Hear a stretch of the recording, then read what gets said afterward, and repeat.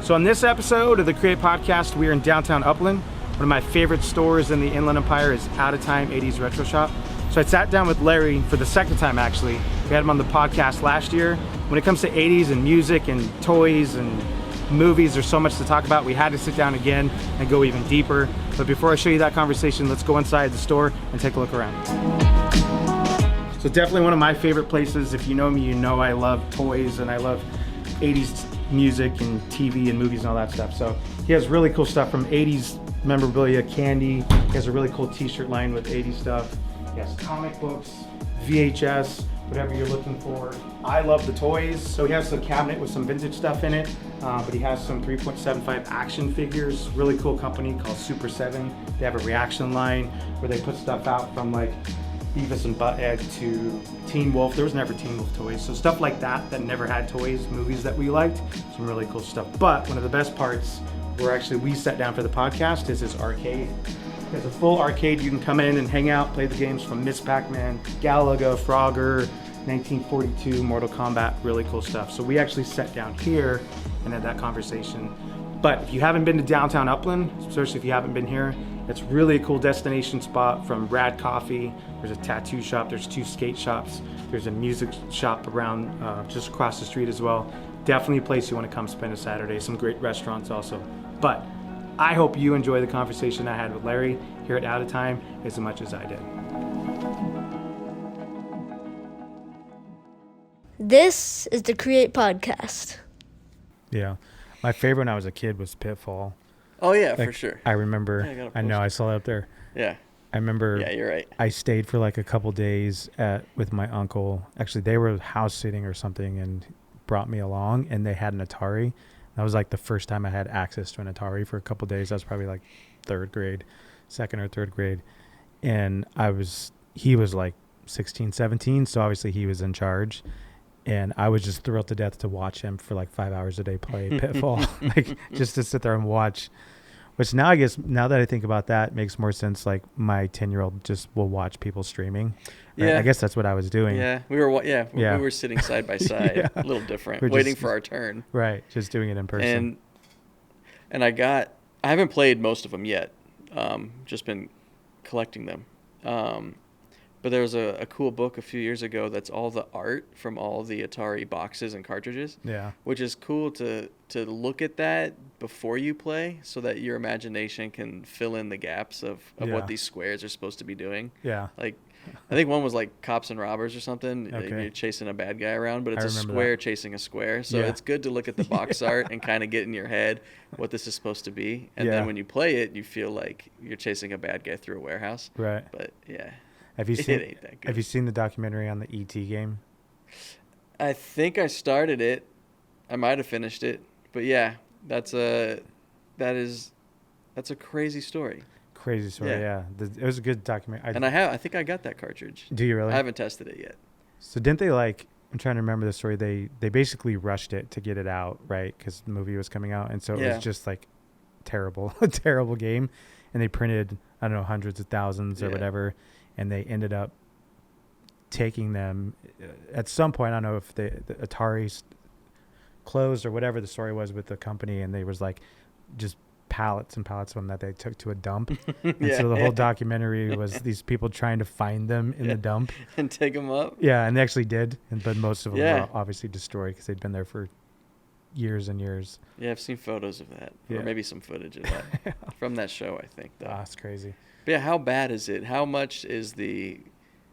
significant is the crash of the video game market at that time that everything just goes to the dump? And I know. Just bury it. I know. And then it came right back 2 or 3 years ago, like bigger than ever. Yeah. What a weird roller coaster for games. It's so weird because prior to the home consoles, you had arcades like we're sitting in right now, and then home consoles come, and it's crazy. So I'm super excited, obviously, to be here in the arcade and do the podcast here. We had you on last time in our studio. What are the newest games that you've got? I'm looking around to see if I know what are the newest ones that you've gotten most recently.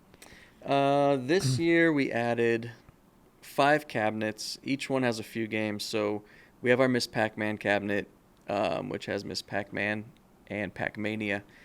Golden Axe with Golden Axe, Revenge of Death Adder, Altered Beast, Shinobi, Wrestle War. We've got Frogger with Time Pilot 84. I had never played those, and I really like those. We got Outrun with a few other race car games, more versions of Outrun and Power Drift. And I think the Marvel cabinet with Marvel and Punisher. Those 5 we've added this year. What was the story? I think it was 1941 I used to play. Was there a 1941? I think there's different variations of that game with years in that range. Yeah. I think it was 41 or 42. I used to love that Yeah. game.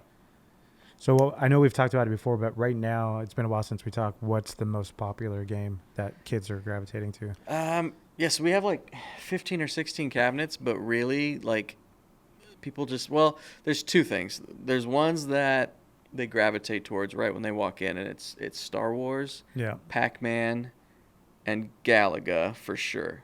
And then once they notice the 4-player ones like Golden Axe or Ninja Turtles, then the whole family kind of drifts over and stands there the whole time until they beat the game. Yeah. Which is, like $200 worth of quarters if this was a real arcade.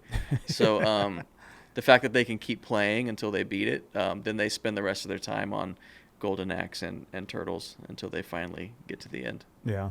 Yeah. Yeah. So I know tell me about the new merchandise stuff that you've just got in recently. Sure.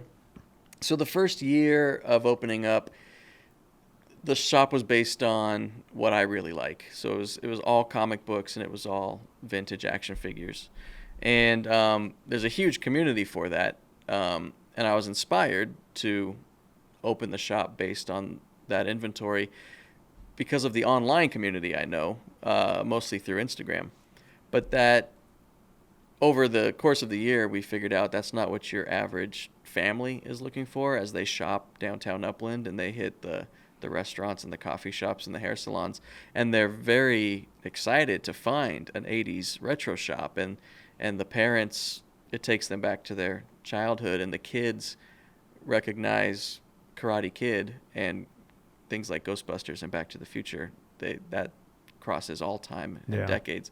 No pun intended, I guess, on Back to the Future, right? Yeah. But kids recognize all of this instantly. So they love it, but they weren't really looking for vintage figures. They're not the collectors that I know in the collecting community. And they weren't really looking for comic books. I kind of think that's a dead market right now. Yeah. So we have kind of pulled back on that and asked people what they were looking for, or we monitored what was really selling a lot. So we really ordered a lot of posters on all these movies. And just got in a whole new shipment of T-shirts. People have been really looking for T-shirts. It just took us a while to find the right company to work with. So posters and T-shirts alike, it's all He-Man and Ghostbusters and Nightmare on Elm Street and Voltron and just huge 80s titles. But I think there are collectors out there and there are comic book readers out there. But your average family walking in who is surprised to find a shop like this, they want lifestyle stuff, hats, T-shirts, wallets, posters, maybe an action figure. So we have a full line right now from Super 7 of basic action figures and ultimates. So newer collectibles, people like that too. So I think the vintage community has their ways of filling in the holes in their collection. You don't really need a shop for that. Yeah. But to just walk in and play in the arcade and get a souvenir T-shirt and action figure. We've kind of dialed that in, I think, and it's been great. It's coming out of 2020 and surviving that. 2021 has kicked off huge, just with the way things are reopening and having fresh stuff that the kind of stuff I think people were looking for. Yeah, I'm sure you have a lot of people too that are where I'm at, kind of in the middle. So I like vintage stuff, but I love the Super 7 stuff that they're reissuing. I love a lot of that too. So I'm sure there's a decent amount of older guys like me that kind of in the middle, because I'm sure there's some people like just strictly vintage and sure. And then there's completionists who have to have everything. Right. So and that's how my house is getting. So I have to have everything Ninja Turtles from the first thing that ever came out to the pre-orders I have waiting right now. So I've had to sell off some He-Man and some Thundercats and give away Star Wars just to make room. Because there are guys that they need it all the time. So, Right. and I'm that way with Turtles, which is a hard market to keep up with.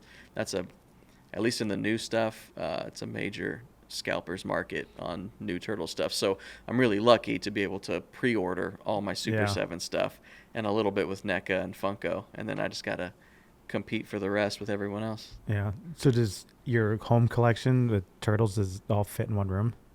I've been renovating. I started renovating the toy room, and it was like 10 different collections. Yeah. And I packed it all up and tore the room apart. And then I opened this place, and I never put it all back together. So for like 2 years, all my toys have been in boxes. And as my pre-orders show up, I just throw them on the pile. So as we're talking this week, I'm on vacation to finish that room and kind of set it all up again. So we'll see what I'm dealing with. Yeah. Come back in a couple weeks. I'll let you know if it all fits in one room and what I'm selling. Is it's multiplied as it's been put away? Yeah. Oh yeah, 2.5 years of pre-orders have shown up, and I was digging through some boxes recently and just finding doubles. Like, oh, I forgot. Of course, I forgot I had that because it was 10 boxes down. So it's been a project. I've spent a lot of time and money and effort on this shop. So it's good to take a week off and go back home and focus on that toy room. And so if there's a lot of new stuff or vintage stuff in here next week, it's because I'm purging on that collection. So it's going to be an interesting few weeks with my collection and how it adds to our vintage case here. We'll see what happens. You have so much, you probably need to catalog it. It is important to have a good checklist with you, photo references. Even my wife, she's a huge reader, and we hit a bookstore the other day, and she came home with a stack of books and found out she already had one or two of them. So whatever you're into, whatever you collect, checklists and photo references, if you're that insane about it, that's good. It's helpful. That's how I am with music, with CDs and cassettes. I bet. Because most of them I get at thrift stores or Goodwill. Right. Because I love the hunt of it too. Like I can order it online, but with some I do, but I love finding them. And I have so many cassettes and CDs now that I'll be at a Goodwill. I'm like, oh, I can't believe I found this. And then I get back and I have 3 of them. At least try to find an import or something with a bonus track and spice it up. And like obviously it would take forever. I need to just have one of my teenage boys do it because that Discogs app, have you heard of that? No, that's cool. It's this incredible app where you can enter in your whole catalog, and it you could just type in the title and it will show you every version of that album, and you can pick which one you want. So then if you're out, you can just go through your catalog and see what you have. But smart. I have thousands of cassettes and CDs. It would take forever, but I just need to pay my son to do it eventually. So what is Super 7? Are they still going pretty strong with new releases or? Yeah, they're huge. I get emails all the time as a customer just about what's coming out. The Ninja Turtles, that's what I focus on. There's a Thundercats pre-order going on right now. There's 4 or 5 Turtles pre-orders going on. So you're going to be getting stuff 2 years from now that they've announced today. Same with the Thundercats. I think they've kind of tapered off on He-Man stuff. But they have so many other lines that they do. Peanuts, like Snoopy and Charlie Brown. And they get into baseball and they get into metal bands. And they're all over the place. So, but for what we focus on here, they're still cranking them out. Have they done Ghostbusters? No, they haven't. For a long time, Ghostbusters was with Diamond Select. There's a bunch right now, which I think is Mattel, back at Mattel. A ton coming out that the new movie's been so delayed that new toys have been held back. Yeah. But they just did a re-release of all the vintage Kenner stuff. I saw that, on the just original molds and card backs and everything. That I was comparing some side by side. They looked really great. So I think Mattel and some other properties have Ghostbusters tied up. But Super 7 as a little independent company, they got so much going on as it is. Yeah. And they don't just do the huge properties. If you take a look at our wall, it's spread out across Teen Wolf and RoboCop and Aliens and Predator and Pee-wee's Playhouse and a little bit of everything. Yeah. Yeah, they're great.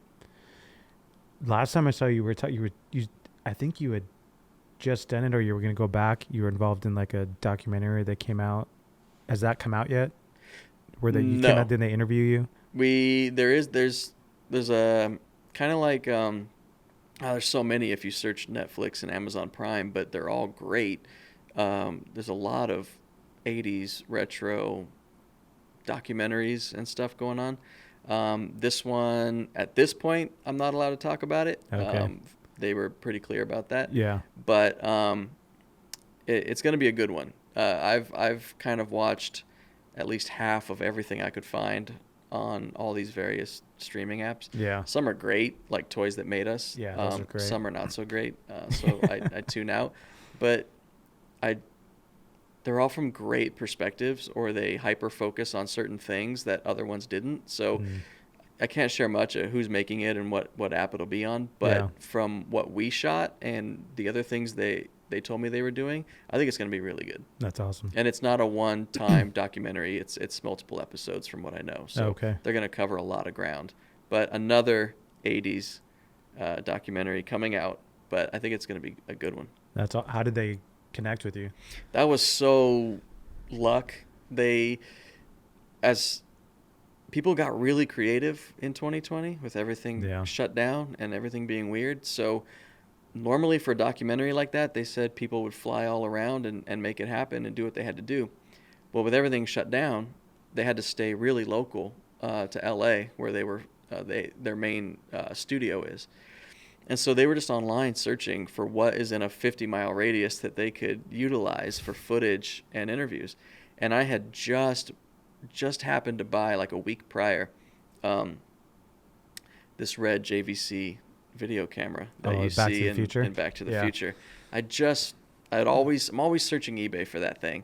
I finally got one, and I had posted about it on Instagram, and they, in their search, came across that photo and just asked if they could borrow the camera as something to feature in their documentary. And then the more they scrolled through our page and saw what the whole shop was about, it blew up into getting to be involved and sit down and answer some questions like this. And of course, I was super relaxed and casual like this during pre-production, and then when we shot, my mind went completely blank. So if I'm not even on this show, that's fine. If they use 5 seconds, that's great, because there's about 2 hours of unusable rambling that I know is gonna get cut, or I hope it gets cut. I did my best, but I froze.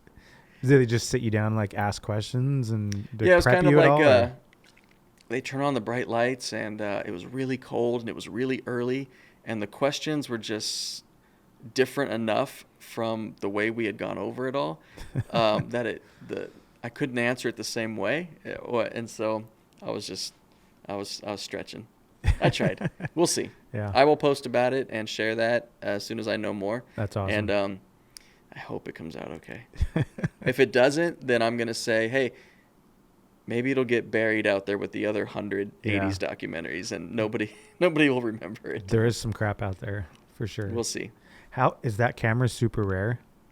It's not that it's rare, in that as complete as mine is, that's rare. It has all of the accessories. It has the case that it all comes in.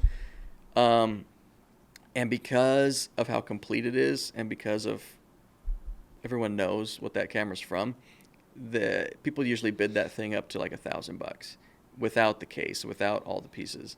So I just kind of gave up on trying to find one. There's another similar model that most people settle for, because you can find those and they're not expensive. My son has that one. Oh, good. Yeah. It's close enough, right? Yeah. He found it a couple years ago at a thrift store, and he came home. He's like, Dad, look. I didn't have the heart to tell him it wasn't the exact one, you know. He's like, this is the one. I'm like, so yeah. Close. But just a random night, I just checked eBay, and there it was, and the price was low, so I threw in my bid, and I was like, I'm sure it's going to triple. And then I got the alert later that I won, and it was time to pay, so really lucked out. Yeah. It has to be. I was trying to think as you were talking, is there a more recognizable video camera from movies or pop culture ever? There really isn't. No way. Has to be the Not most that I'm aware of. The most they recognizable weren't one. Featured the way that was used in the movie, and the red color, it stands out. I mean, I'm sure handheld video cameras were used in Yeah. plenty of movies and TV shows, but the way it was featured and handled, and the way Marty and Doc hooked it up to Doc's TV back in the 50s and just Yep. handled it and held it up to the shooting camera. Yeah. I think that's like It's almost like a character in the movie, really. yeah. 'Cause It's as much a set piece as the DeLorean or the hoverboard. I think Yep. it's up there for sure. Yeah, I mean, that has to be one of the things that makes that movie so iconic and so great. Is just obviously the characters, the story, everything, but you have the DeLorean itself, like I said, in the camera, and these Sure. different pieces that are just unmistakable. Really unique. Yeah. Really specific. The DeLorean, it could have been any car. Yeah. And then it would just be boring because there's so many of that. But the way the DeLorean looked and how limited it was. Yeah. It's just like that camera. Yeah, it was so brilliant on their part to use a DeLorean. Yeah. I mean, I was trying to think. I saw some interview with one of them, and it was trying to remember if they said it was a different car. It wasn't a car at first, but I read it was I have a book back in my office, a refrigerator at that's first. right. Yeah. So a lot of different developments over time that became what we got. Yeah. Different refrigerator to car, Eric Stoltz to Michael J. Fox. So lots of changes in props and actors and everything. Yeah, and because they shot with Eric Stoltz, they shot a decent amount of the movie, which is crazy. There's even a part in the parking lot scene. If you pause it, it's still Eric Stoltz. Oh, really? Yeah. Yeah. And think about being that guy too. Like, I mean, it would suck to where obviously doing the job and Yeah. not having no idea like what the movie was going to be. Sure. Not even just in the immediate future after it came out, but all these years later.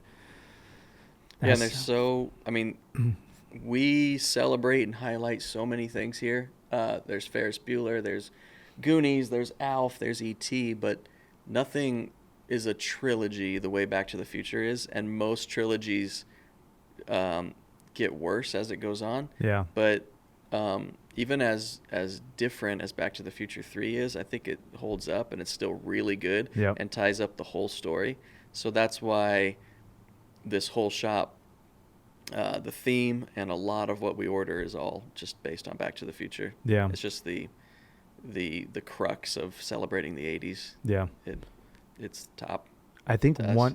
one thing Back to the Future did better than anyone else especially in a trilogy, where they always try to either like reuse jokes or reuse themes, like whatever trilogy it is, right? Especially if there's a comedic, if it's comedy at all, like Dumb and Dumber, like the second one, like they were just reusing, Sure. you know what I mean? But there's a lot of that in Back to the Future, like with Biff and the relationship and the family members and reusing same joke. There was a ton of that, but they did it so well. Yeah. We're like, most of the time I see that in a movie, I'm like, yeah, that was funny the first time, or that was I think interesting. they used it as references, and you see it and you catch the joke, and yeah, you're right. I think other movies just shoot the same movie over again, right, in a different way. Right. So yeah, you're right. It was very clever. Yeah, because in some ways they did shoot the same movie, but it was just, and I guess having the element of time and generations and all that probably made it easier for them you to had do. to play with a lot of stuff. Play with it, yeah. But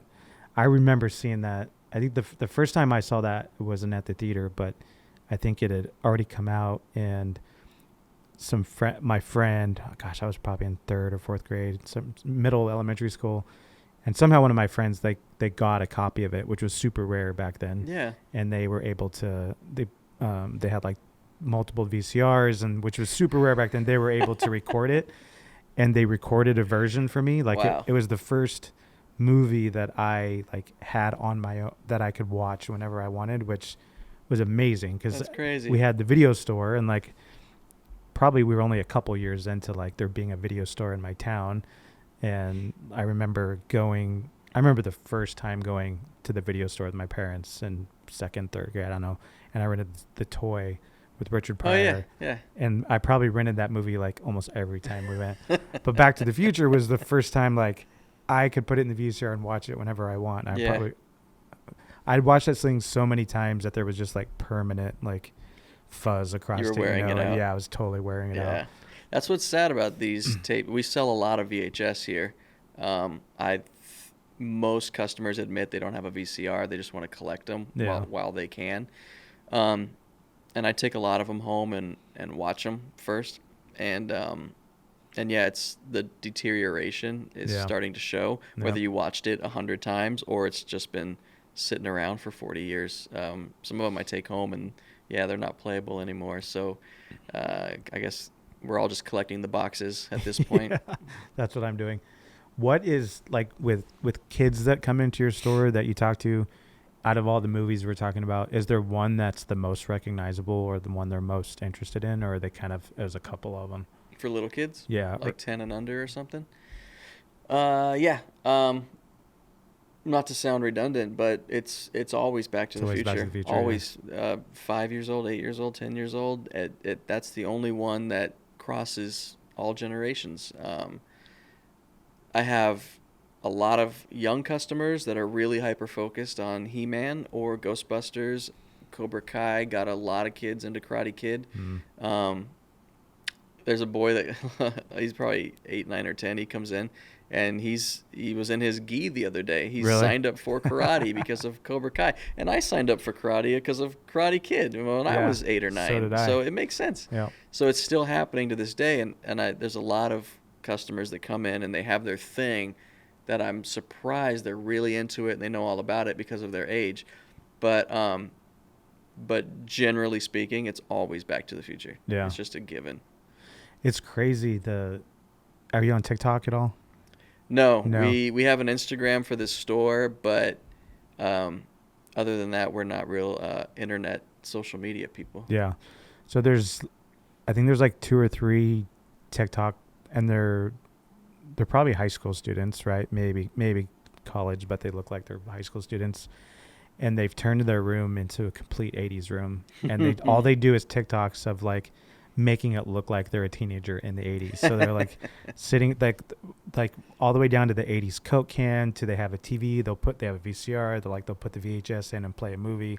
The posters on the wall, their wallpaper, like, it looks like a movie set. And these kids have completely turned their rooms into as authentic as you can get. If we had more space, we had original plans for couches and TVs and maybe wood panel walls and the right carpet. We wanted more 80s, real 80s lifestyle, not neon. And if you Google 80s because you want to do a costume or something, or you want to have an 80s party and you look these things up, it hyper focuses on neon and I mean, like, the end of 89, it's more 90, 91, 92, the stuff the internet brings up, because just because the calendar turned 1980, we didn't all go neon and Lamborghinis and baggy pants. It was all of us. It was still very 60s, 70s in our houses. Yeah. So to really capture the 80s, you need, like, brown carpet and flower couches and a huge wooden television.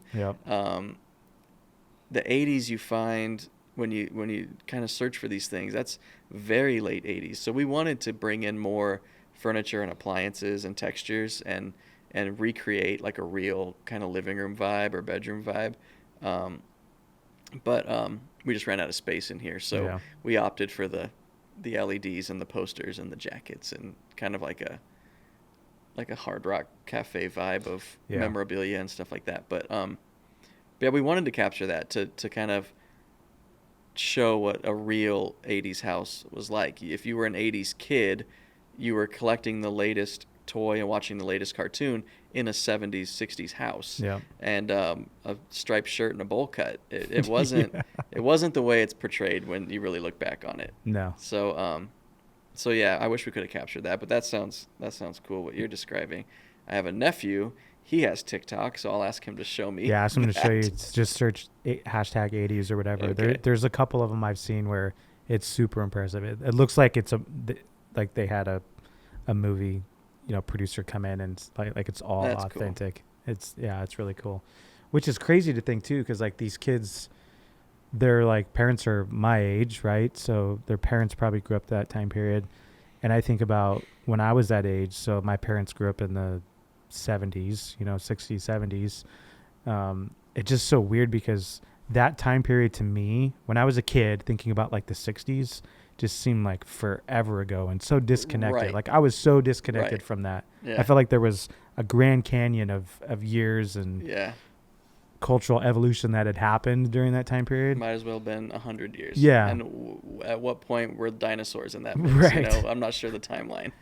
Have you ever thought of that? Does it seem like to you like that kids, like my teenagers that are going to their early 20s now, like most of the music they listen to was even the stuff I was listening to in the 90s or early 2000s, Oh, really? you know? And that's pretty common. Like my 18-year-old, like him and all his friends, like they're trying to dress basically 90s, like almost Wow. grunge 90s. But I guess it was similar. There was kids trying to dress like from the 60s and 70s when I was in high school. Yeah, but there's always like a 30-year leap back in trying to capture something. yeah. So, like, again, to reference Back to the Future, but he went back 30 years to the 50s. Yeah. And I read something that said if that movie was made now, he'd go back to the 90s and like Nirvana would be the big band and he'd be out of his world and his element looking around fascinated at the 90s, which Right. to me was high school and not that long ago. So it is weird to put it in context now what 30 years ago was like. But even in the 80s, you had like the Stray Cats who were capturing the 50s Yeah. in their music. And I remember in the 2000s, this came from working at Guitar Center, but just knowing like hippies that were like really trying to, nowadays you would call it cosplay, but they were just emulating a lifestyle Right. of the 70s. Yeah. So everything was tie-dye and Led Zeppelin posters, and like it was really easy for them to recreate the 70s in their life in the 2000s. So there's always like a weird 30-year retrospective of like, what was it all about 30 years ago? How can I dress that way, decorate my house that way, and kind of live that way? But yeah. so yeah, whether it's 50s or 70s, clearly we're stuck in the 80s. Clearly everybody is. I wouldn't be able to build this store if all these companies weren't cranking out 80s stuff for the love Right. of it, for the market of it. This whole arcade is brand new. All of our merchandise is brand new. So 80s is much bigger than 50s or 70s. But I am curious about what the next 10 years will mean for 90s. Yeah. Does it have the same nostalgia factor, the same iconic stuff? Will companies invest in marketing 90s reissue stuff? Will there be an age of people who have expendable, disposable income to spend on collecting 90s garbage all over again? Who knows? Yeah. Especially after 2020, when what's going on right now with the world and politics and money, and who knows what the future is in that whole thing. Sometimes it feels a little ridiculous to be in here, with cartoons and video games, with the way the world's changing. But will those kids that came up after us be able to live that same life where they grow up, they have a few extra bucks, and they have a toy room in their house that's all 90s? And I don't know if culturally or economically that whole world will exist the way it does for us. But if it does, do the 90s matter as much as this matters? Because I think we've talked before what a huge explosion for art and creativity and magic this all was. There's not another Goonies. Stranger Things is super awesome because it reminds you of the Goonies and stuff like that, but that was original. That people thought these things up off the top of their head, and it became a movie and a cartoon and a toy line and a cereal and a lunchbox. I don't know if the 90s will have that kind of magic. I don't know if you're going to have grown men with SpongeBob SquarePants, toy rooms at their house. I don't know. I don't Well, know. maybe I'm wrong, but I don't even know what the original question was. But yeah, the 90s, No. it's interesting. That's all. I know. I don't. That's interesting. I don't think there will ever be anything the same like this again. Like where we are in history, like Mm-hmm. with this, where you have grown men and this generation of men and women that have this nostalgia for their childhood and these movies and these games and these toys that came out. And I've thought about this a lot. I think one of the reasons is that I think the reason it won't ever happen again, like I look at my 10-year-old and he has such a huge catalog of stuff to do and play with, and so much of it's digital, and like we were talking about before, like I remember getting my hands on Back to the Future. I've been hearing about it forever, and there was no internet. Like I couldn't watch a preview of it. I just heard about it and people were talking about it. So my excitement and interest in waiting like that, my excitement built, so when I finally did get it or see it, it was such a big deal. Or Nintendo, I had to wait like 3 years to get my Nintendo. So I think that's a big part of it, that there was such an explosion of technology and toys and and it was new for all of us. Everything was just like you said earlier, the hunting and the collecting and the checklists we all make now. Yeah. Back then it was super tangible. You had to wait, you had to find it, you had to get your hands on it and bring it into your house, whether it was a VHS or a Nintendo game or a He-Man toy. It was physical and you had to wait for it and get it, and now everything's digital and you can download it immediately or you can bootleg it immediately and you can tweet about how much you hate it immediately. Everyone's real jaded and critiques everything, and everything's very just formulated ahead of time. Every movie and every cartoon now and every toy line is structured to cover all the bases and not say this and not say that, and I think it's limited, it's restricted, and it's sterilized before it even comes out, and then when it's ready you just download it right away, and then like I said, post about whether you like it or hate it.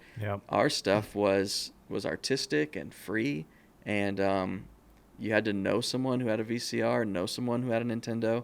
You have He-Man, but your buddy has Ram Man, and then together you have a set, or you go to a birthday party. I clearly remember a kid's birthday party where he got Bebop and Rocksteady, and I didn't have those yet, so I was just like, there they are, that someone has them now. So patience paid off for us a lot back then. For sure. You had to wait and you had to look, and then you had it in your hands and you appreciated it. And everything's just instant gratification right now, and like you said, your kids have access to everything, so then nothing is special. Our stuff rolled out slowly and was just well done, and we appreciated it. And I don't think we're just going back and buying our stuff as grown-ups, because I think then every generation would have done that. And there's something to that. My mother-in-law goes antiquing, and she looks for certain things that from 50 years ago, that she likes for her house. I think that's what's unique about developing the Atari and the Nintendo and the toy line and the cartoon that promotes it was just all so unique to us. And we took it for granted. I think all of us got rid of our toys and our video games and grew up, and in our teens, 20s, 30s got into the internet age, and then realized, I think, at least for me, that the going back and collecting again is because we looked at the 2000s, the 2010s, and said, oh, we screwed up. Let's go back, go back. We're not just trying to recapture our childhood, is what I'm saying. I think everybody would do that then. Why are we capturing the 80s? I think the world jumped the shark after the 80s, and it got real weird and real bad. And that's why I don't think I'm alone, that I don't have Facebook or TikTok, and I don't have a Xbox or a PlayStation. I'm not just stuck in the 80s. I took a look around and said, we've made a mess of things. Let's go back to simpler, better times and hold on to that. And so that's where I'm at. That's my opinion. No, I'm right with you. I mean, obviously we're probably biased a little bit, but I really believe it was just a magical time, like across the board. And there was so much integration for the first time with movies and TV and cartoons and cereal. It was like everything we were into, and it wasn't like that the generation before. That's like all of a sudden overnight, like He-Man was on my cereal, and it was cartoons and my toy, my backpack. Right. I didn't have all those things, but I would see it. One friend had it, or I'd see it in a catalog, and not having access to it and not being able to like see every angle of it on the internet and all of that. And like you were talking about, like sharing with your friends. So I lived on a cul-de-sac from like first grade to fifth grade, and that was like the magical time for me with toys and playing in the neighborhood. And so there's 3 houses. So the house next to me were 2 brothers, and they collected He-Man. I was Star Wars, and then the house on the other side, they were G.I. Joe. Like they had the battleship, and so I had a decent collection, but they had like every single He-Man piece, and they had every single G.I. Joe piece. And so like every day it was like, all right, what are we going to play, Star Wars today or G.I.? Yeah. And so we'd go to that house, and it was like, we never talked about it, but it was almost like subconsciously we realized like I never asked for. You didn't need to. Yeah, I didn't need to. Yeah, that's cool. It's like, I'm just going to get all the Star Wars stuff. But you would think we had like planned it. Like, all right, Sure. you do G.I. lucked Joe. out, and then Yeah. you just ran with it. I guess I don't need to go into G.I. Joe. He's got them all. Yeah. Which is cool at the time. Then you grow up and move away, and you wish you had your own, I guess. Yeah. We didn't do that as much with figures because we did collect every birthday or Christmas. We wanted everything, so we were a little greedy that way. But it was that way with Nintendo games. You knew who had what, and you'd go to their house and play that game because you those were so expensive at the time. You couldn't keep up with Nintendo. Yeah. So we'd rent them and try them out. That's how we got to test games and see if you really wanted to own that, and then you'd give it back. Yeah. So yeah, I think that's my opinion on that. And I know it's marketing. I know in a weird way we're talking about marketing and sales, and cartoons were commercials to sell toys, and it's sugary cereal. It's not good for you. And do kids need He-Man backpacks and Ghostbusters lunchboxes and all this merchandising? Is that very spoiled and first world? Yes, probably. But the 80s were about excess, So yeah, we had crazy toy collections and video games and all the merchandise to wear and take to school. And the teenagers had huge hair with all their hairspray and everything, and then the adults were Lamborghinis and cocaine. So the whole world was excess in the 80s. Miami Vice. Exactly. Yeah. I get it. Everything was big in the 80s, which is why for better or worse it was what it was and things. So, yeah, it was a lot, and it's not fundamental to life to collect a bunch of stuff. They're trying to.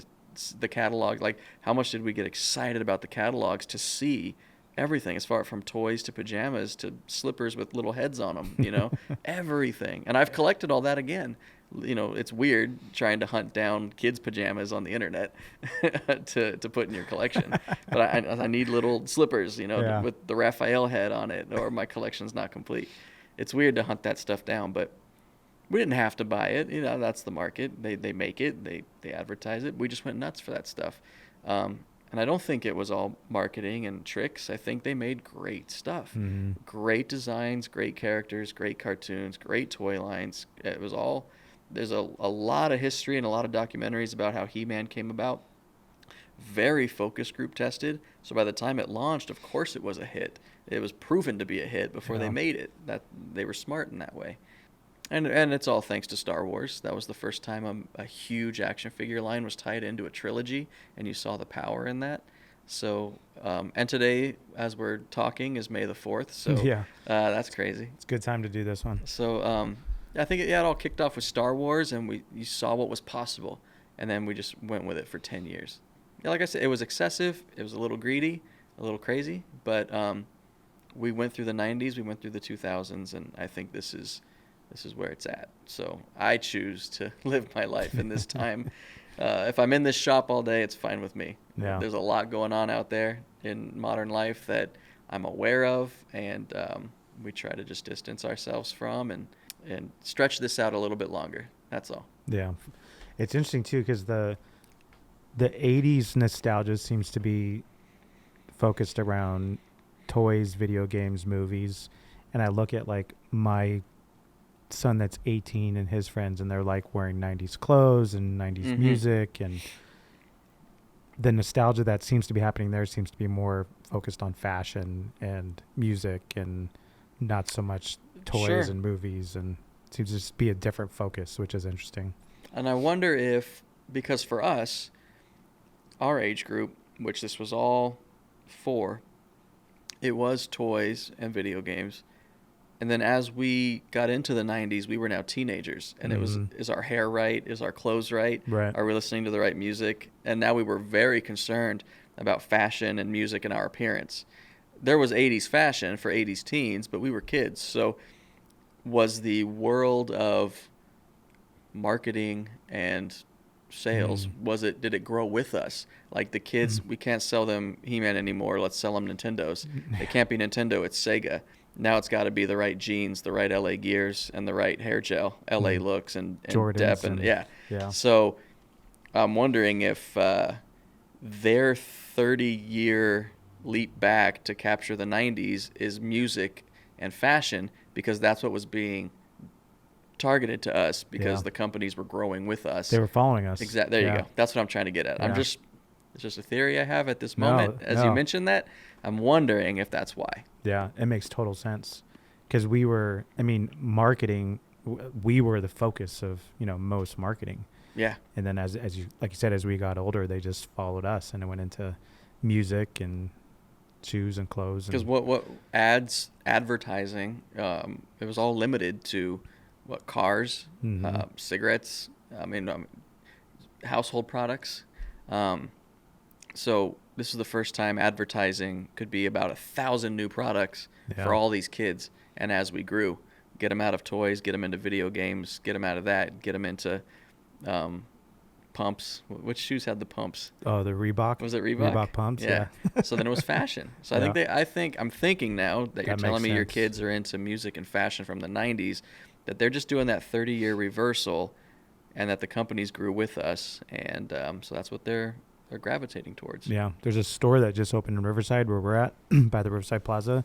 That's a 90s clothing store. Really? Yeah, they just sell 90s shoes and clothes and cross colors, memorabilia. Yeah, just any 90s stuff, which is, for me, is similar to walking in here. It's like, oh, I had that shirt, I had that hat, I had those shoes.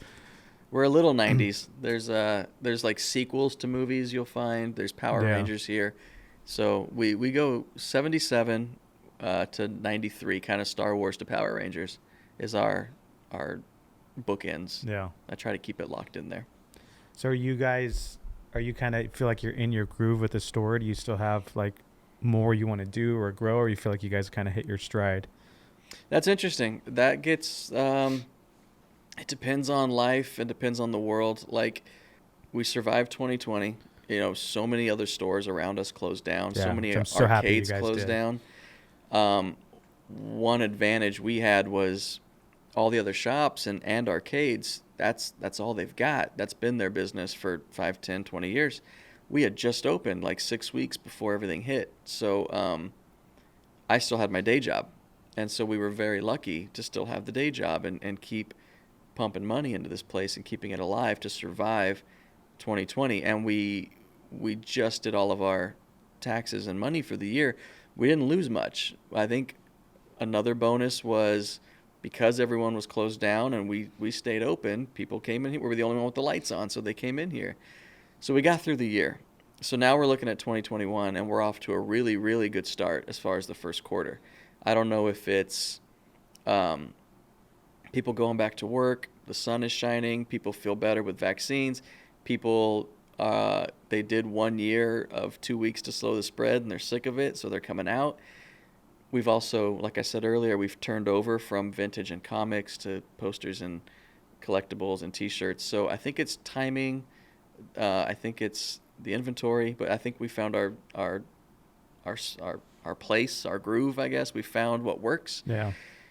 I'm super happy with the way this has all turned out. This is exactly how I pictured it, and I wanted this to happen. This is how I pictured the arcade. It's how I pictured the lobby. It's great. This is everything I wanted to carry. Now,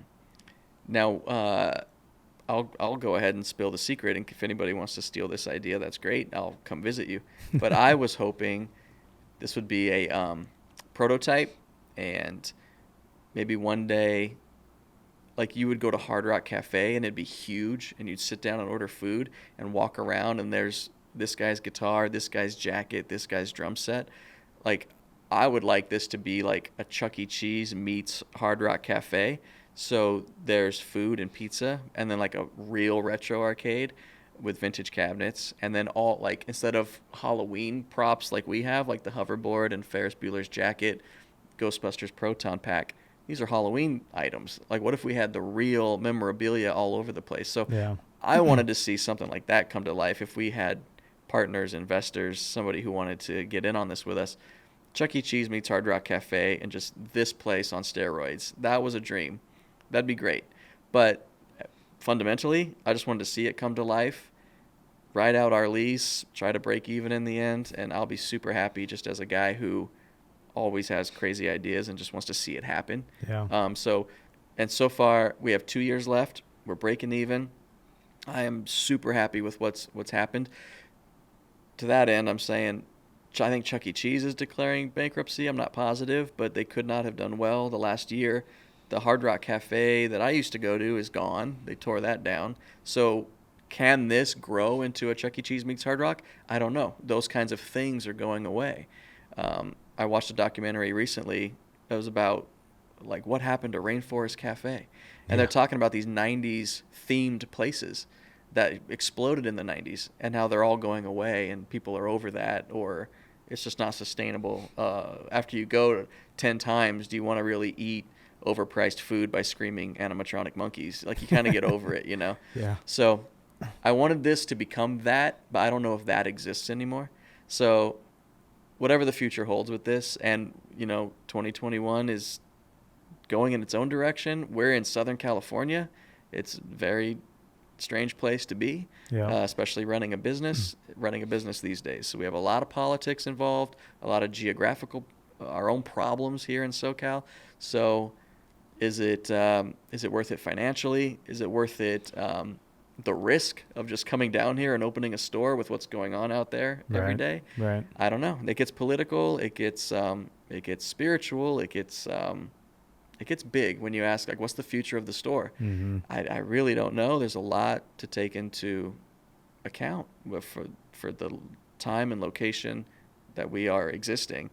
So if we just ride out our lease and break even, I was super happy to see it come to life. If this evolves into something else or continues or we move it to another city, that's awesome too. Yeah. We're here for a good time, not for a long time. I totally see though your vision. Like, I could totally see that working. Yeah. Like 100% when you add, because if you look at, I remember when I was a kid, I thought Hard Rock Cafe was the coolest thing. Yeah. Like, and again, like, it probably took 3 solid years of me wanting to go to one before I finally got to go to one. I was so excited. And my friend and I like stole the menu, and like I had the menu hanging on my wall like up until I was in middle school, high school, because awesome. I thought it was so cool. It's like Hard Rock Cafe. Yeah. But like, I was into music at the time, but it was Sure. like, I was like, oh, there's a jacket from so-and-so or guitar, but it wasn't that big of a deal, So when you add like that feel to the actual personal nostalgia that so many people, Mm-hmm. that have the money to spend and go Mm-hmm. something like that, like it's a whole nother layer that I think didn't even exist with Hard Rock Cafe, Yeah. Because it's like, oh, this Yeah. is cool. It's famous stuff. Sure. I'm not super into that band, or I'm not Sure. into that music. Well, there's Madonna's dress, like, type thing, but Yeah, that's it's hard rock. So you got to be into hard rock to enjoy Hard Rock Cafe. Right. Everybody loved Gremlins. Everybody loved any of these, Terminator. All these movies are great. They cross all kinds of boundaries with people. So if anyone's listening and they want to help me open a real one, I'm all for it. yeah. But I just, I don't know. Planet Hollywood's gone. All these kinds of, I'm just referencing everything from this documentary I watched.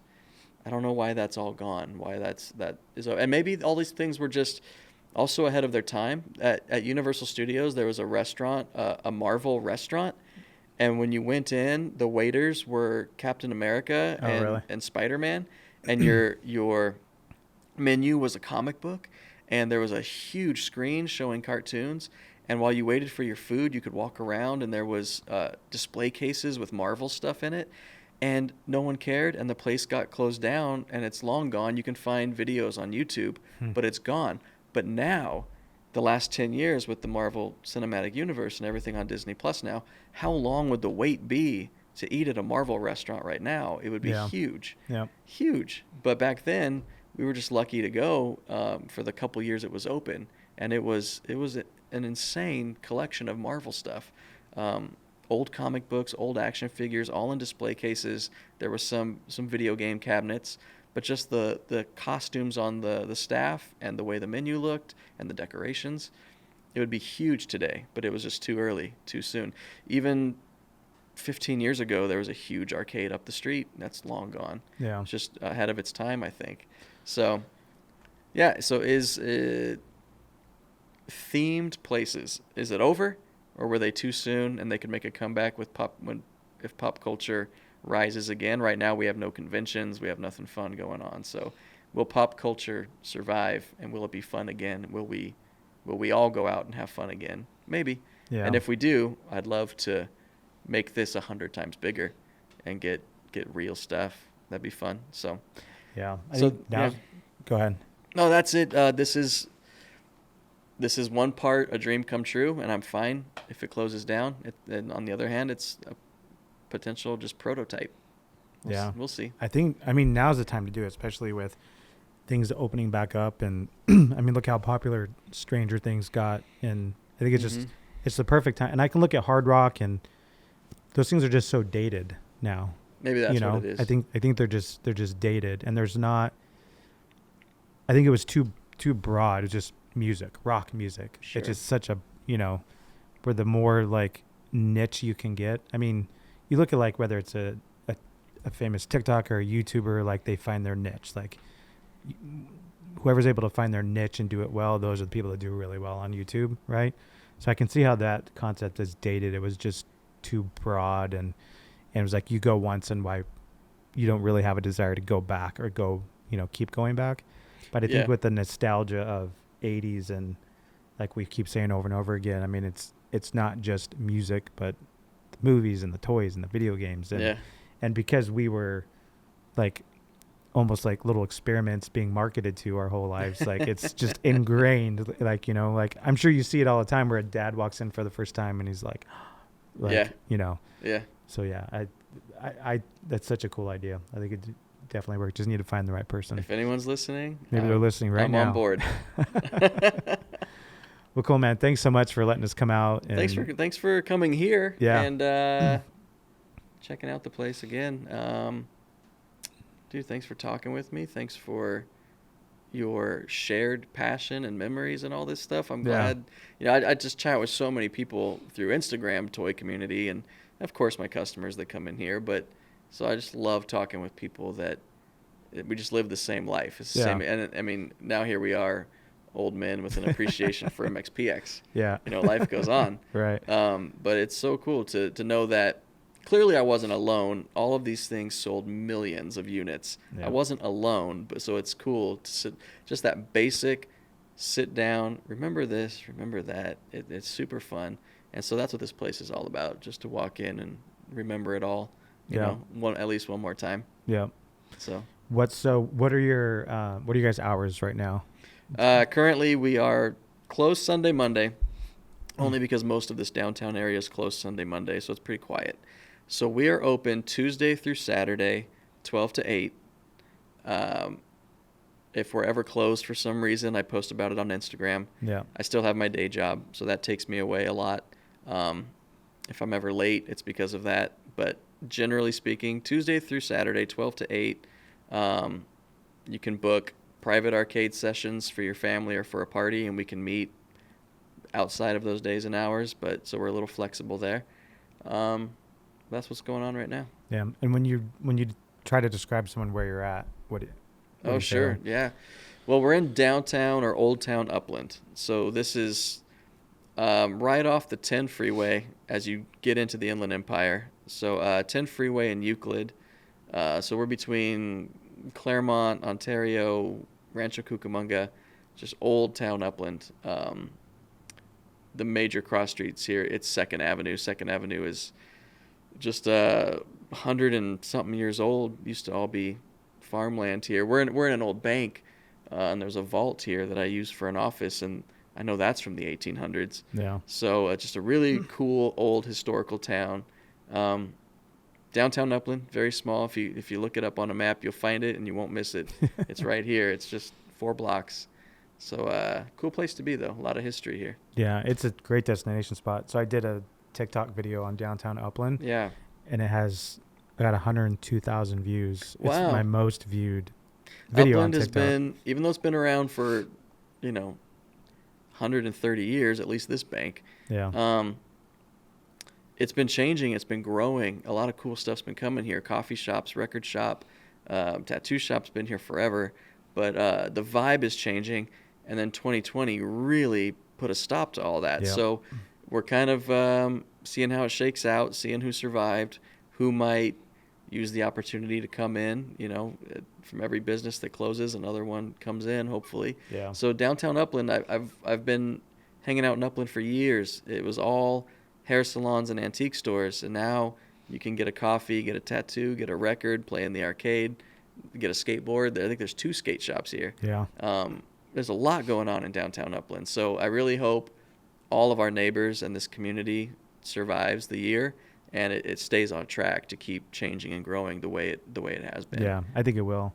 With that one video, I must have had probably at least 15, 20 different people message me and be like, hey, we went to Upland yesterday after we watched your video, just from watching a 30-second That's video. cool. And so it's a I love old towns. Old Town Monrovia, Covina, Yeah. Azusa, Montclair. San Dimas. Montclair's pretty cool. Ontario has an old town vibe down there. Yesterday or day before, we were out in Yucaipa. Yeah. They have that old town area. Yep, they do. I love old towns, so that's why we picked downtown Upland. I've Yeah. been hanging out here for 25 years. So yeah, come down to Old Town Upland. Yeah, it's a great spot. Well, thanks again, man. Dude, thank you, man. Good to see you. Yeah, you too. Appreciate it.